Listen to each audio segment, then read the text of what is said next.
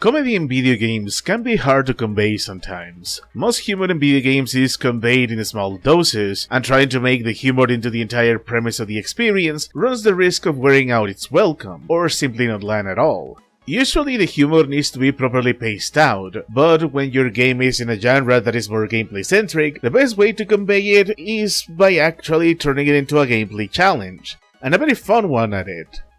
Fashion Police Squad, get it, is a very good example of this. The entire premise is amazingly ridiculous. It's basically Doom, but instead of painting the town red with the blood of your enemies, you are instead solving fashion crimes and making sure people's outfits are up to par. All of it with the same intensity and challenge of your usual boomer shooter.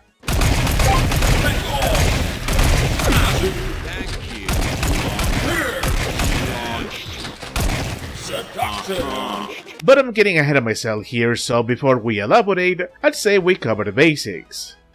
Fashion Police Squad puts you into the fabulous code of Sergeant Des, a police officer for the titular squad, reporting for duty as the fashionable city of Trendopolis is facing a crisis. A bunch of people with horrible fashion taste are committing unspeakable fashion crimes, and it's up to our sergeant to put those criminals on their more presentable clothes, and find the mastermind behind those attacks. And that's about it.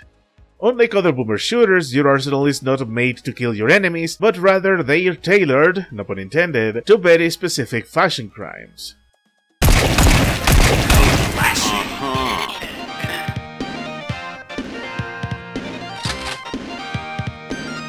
The challenge in the gameplay here is enemies will only take damage from specific guns, while being immune to everything else. For example, your starting color shotgun can only damage enemies wearing dull clothes, but the alternate fire mode sucks the color out of anyone wearing eye-bleeding neon clothes. I wasn't sure how to feel about this gameplay system at first. After all, muscle memory tells us that pointing and clicking on bad guys is the way to go. But this game actually eases you into the mechanics by introducing enemies and weapons one by one. This means you are going to get gameplay segments where you can get a feel for the combat, practice targeting your enemies, and also get a rhythm going. Because the more enemy types are introduced, the more you are going to be juggling weapons and ammo types. So when you finally get a hang of the combat, the gunfights start to make a lot more sense. They start to look like a puzzle. You want to constantly move, that is one big staple of boomer shooters, but you also want to pick and prioritize your targets, which in itself becomes a game of dodging damage while you thin out their numbers and get some breathing room. It made the shooting feel different in a good way, and since all of your guns have infinite ammo, you don't have to worry about resource management. Instead, you are focused on crowd management, asking yourself if you want to take down the big enemies with splash range damage first, the enemies that take 2 damage types to take down, or thin out the smaller guys.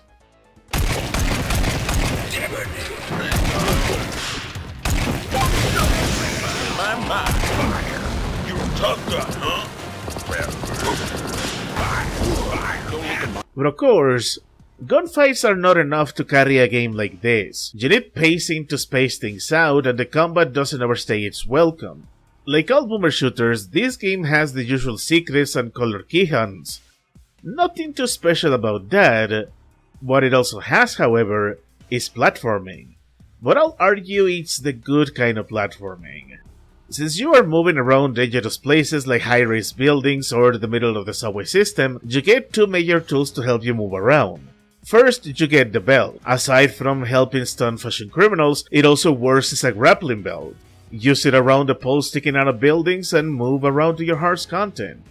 Skipping around large gaps, on the other hand, requires momentum, and the game thankfully has a fun little speed weapon in your arsenal, a subgun that helps you put down fires and also makes the floor slippery, perfect to gain that much needed boost and cross around dangerous zones. I say this is good platforming because it never gets too frustrating and it lasts long enough to leave you refreshed and ready for the next gunfight. I'm sure there is some comparison to make with Doom Eternal, but I can't comment on that since I haven't played Doom Eternal yet. And to spice things up even more, the game has some interesting set pieces. From your usual car chases, to straight up having a sniper section where you have to pick criminals from a crowd and shoot some fashion sense into them, with a fair bit of replayability too, as you will get graded for those.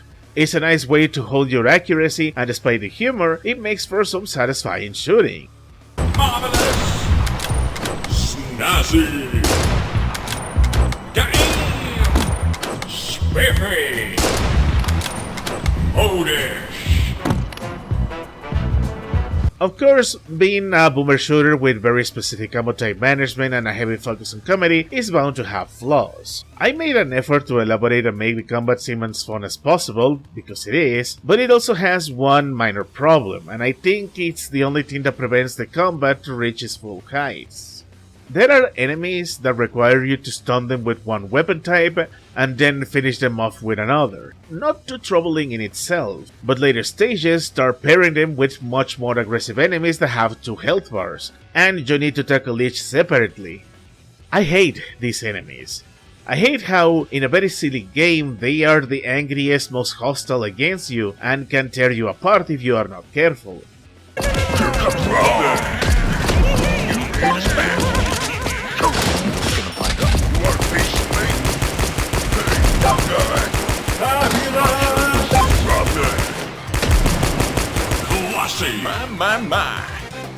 But I also hate it when a game throws enemies that are invincible until they open themselves up for attack when they go after you. They are nice to get you to pay attention, but if you get stuck retrying a specific place more than twice, they start to grate a bit on you.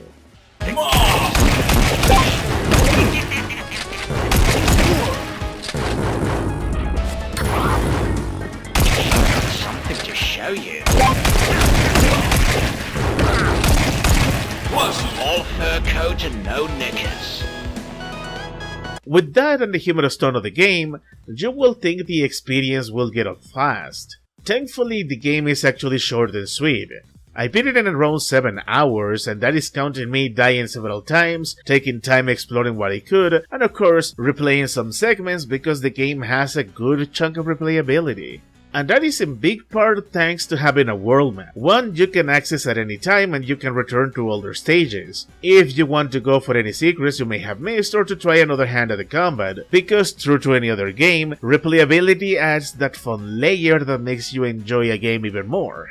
It gives you a sense of mastery now that you know what you are doing.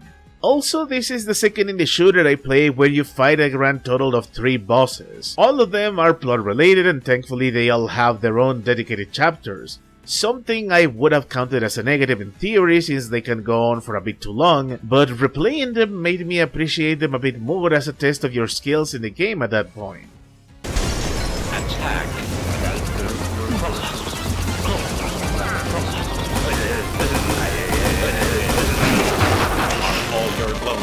Order.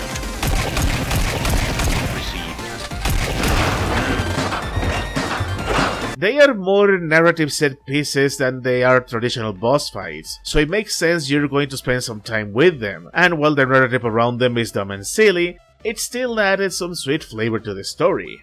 The biggest reason the narrative doesn't overstay its welcome is because it's a fun little roller coaster. There's backstories and motivations to these characters. There is mystery, there's intrigue. I felt curious to see what was going to happen between Des and my allies. I was even expecting for some bits of the story to play out predictably, only for the game to pull the rug from me and beat my expectations. That even gave me a good laugh. To make a long story short, Fashion Police Squad is a really good game.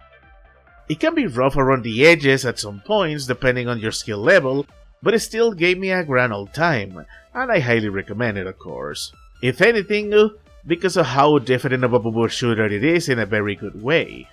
This is the kind of game I want to see sequels for. I want to see what more this developer can make with this concept, or they can also just iron out the rough edges from this game with a follow-up. There is potential for this kind of combat, it just needs to be polished a bit more. Most importantly, I am glad digging through my eternal backlog lets me find gems like this. Smaller games like this may not look like the kind of thing you would invest more than a week into, and that's fine, because you need smaller games like this to space things out. It gives you breathing room if you've been playing bigger games, and it also prevents burnout. And that kind of variety is something I will always appreciate from this hobby.